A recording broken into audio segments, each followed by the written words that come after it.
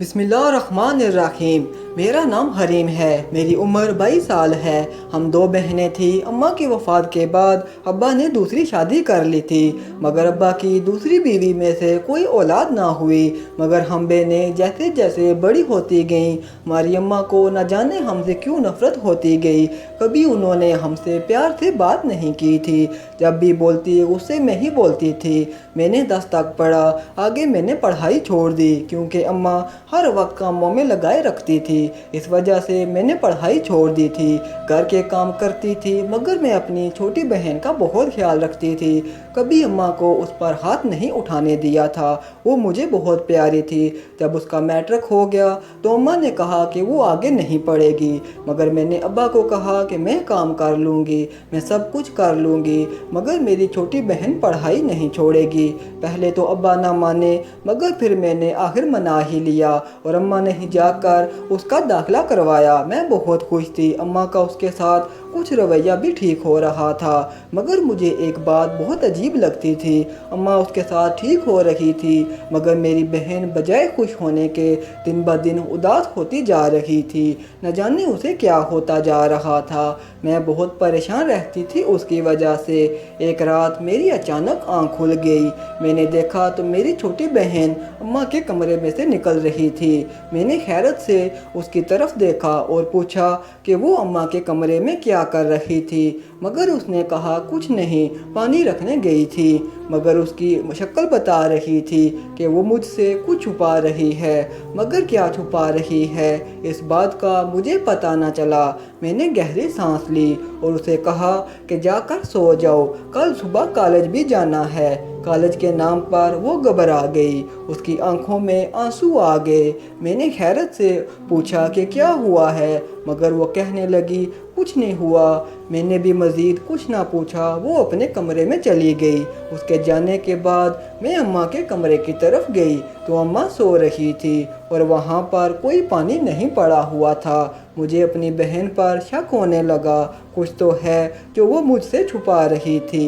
मैंने गहरी सांस ली। अगले दिन सुबह के वक्त वो जिद लगा कर बैठी हुई थी कि उसे कॉलेज नहीं जाना और मुझे गुस्सा आ रहा था। उसकी वजह से मैंने अम्मा अब्बा की कितनी बातें सुनी थी और उसे कॉलेज में दाखिल करवाया था, मगर वो ऐसे कर रही थी। अम्मा ने उसे एकदम से गुस्से में कॉलेज जाने का कहा तो वो जल्दी से उठकर तैयार होने चली गई। ज़रूर अम्मा के और उसके दरमियान में कोई बात चल रही थी जिस वजह से वो ऐसे कर रही थी। वो जैसे ही गई मैंने अम्मा से पूछने की कोशिश की, मगर उन्होंने कुछ ना बताया। जब मेरी छोटी बहन कॉलेज से आई तो सीधा अपने कमरे में चली गई। मैंने उसे जाता हुआ देखा तो उसके पीछे चली गई। वहाँ जाकर उससे पूछा कि क्या हुआ है, मगर वो रोने लगी और मुझे कुछ ना बताया।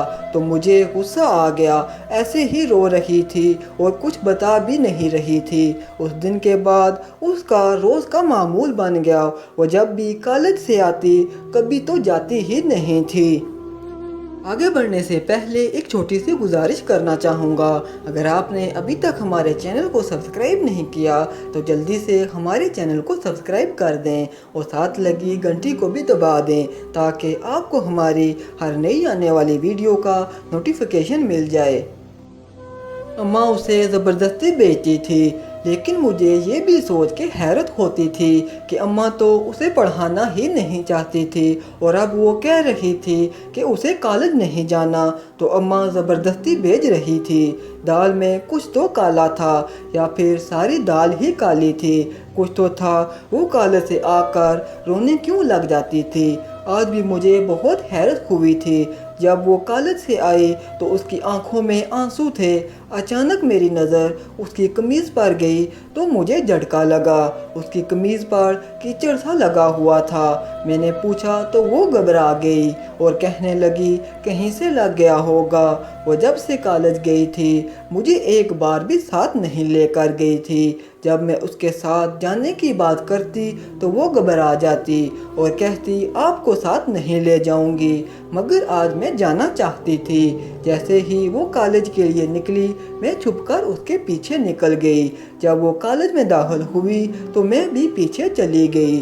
وہ کالج کے پیچھے والی سائڈ پر جا رہی تھی۔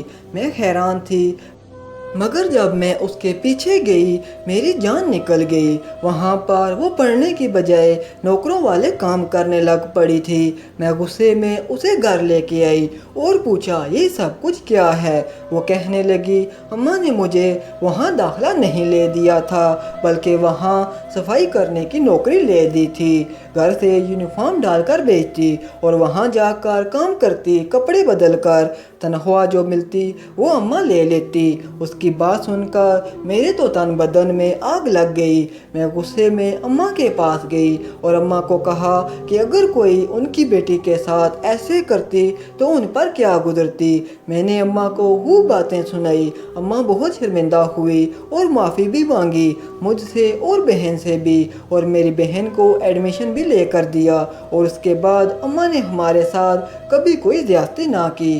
آخر میں ایک بات عرض کرتا چلوں کہ اگر کبھی کوئی ویڈیو کال، واقعہ، سچی کہانی یا تحریر وغیرہ اچھی لگا کرے تو تھوڑی سی زحمت فرما کر اپنے دوستوں سے بھی شیئر کر لیا کیجیے۔ یقین کیجیے کہ اس میں آپ کا بامشکل ایک لمحہ صرف ہوگا، لیکن ہو سکتا ہے کہ اس ایک لمحہ کی اٹھائی ہوئی تکلیف سے آپ کی شیئر کردہ تحریر ہزاروں لوگوں کے لیے سبق آموز ثابت ہو سکتی ہے۔ شکریہ۔